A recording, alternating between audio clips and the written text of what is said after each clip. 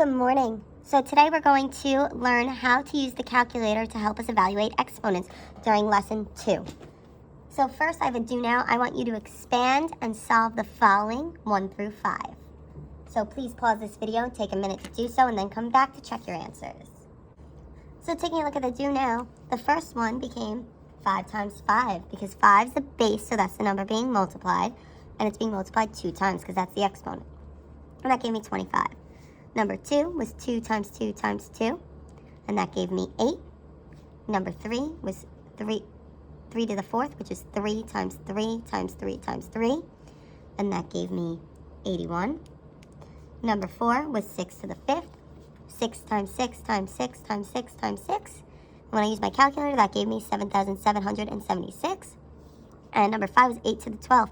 8 times 8 times 8 times 8 times 8 times 8 times 8 times 8 times 8 times 8 times 8 times 8. And that gave me 6.87 times 10 to the 10th power. So that gave me that really long number that couldn't even fit into the calculator. So what did you notice about solving for the values of these expressions? Well, when it was the second power, it was pretty easy to do, and it wasn't anything long to type into the calculator. But once you got something to the 12th power, that's a lot to write out and a lot to type into the calculator in order to get the answer. So what we're going to talk about today is how to put exponents into the calculator in order to evaluate for your answer in standard form without having to type in a number 12 times or 15 times or however many times. So for example 1 here I have, let's try to solve for the value of 2 to the 4th. So first let's expand this to see how we would write this if we didn't have a calculator. So 2 is my base, so that's the number being multiplied, and 4 is my exponent, so I'm multiplying it 4 times. So 2 times 2 times 2 times 2. And we could take the time to multiply that out and see what we get. 2 times 2 times 2 times 2 would end up giving me 16 if I multiply that all out. Now, the easier way, rather than doing 2 times 2 gives me 4, 4 times 2 is 8, and 8 times 2 is 16, we could type it into the calculator. So the way that we are going to do that is first, we're going to click the 2 button. And the number buttons are right down there. There's a diagram here, and I'm also going to do it along with you in a calculator. So first, I'm going to click the 2 button. There, I think you can see there better so that there's no glare. Then, just like we went over how to type it on a computer, we're going to use this caret button here. Looks like a little mountain almost. We call it a caret. And here, we have that caret button. So we have 2, and then here I'm going to click the caret button, and that raises up the power of 4. So then I need to click the 4.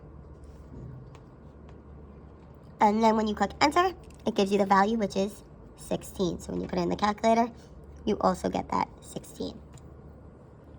So next, for example 2, I have negative 3 to the 6th power. So first, let's expand that.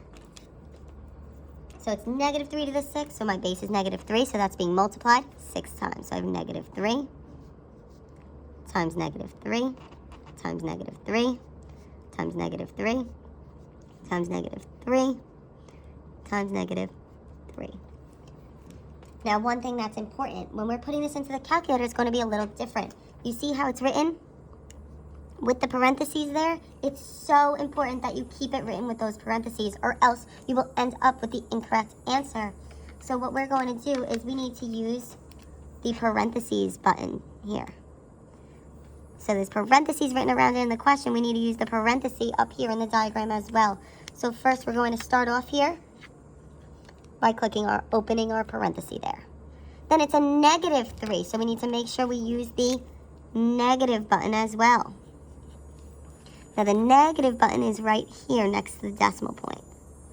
So we're going to click the negative then. Then we have the 3. And then we need to once again use our parenthesis, but this time we're going to close the parenthesis off. So there's our close the parenthesis there. And then we need to use our caret to raise it to the 6th power. So we're going to do the caret again, and then the 6. Hit enter, and it gives us our answer, which is 729.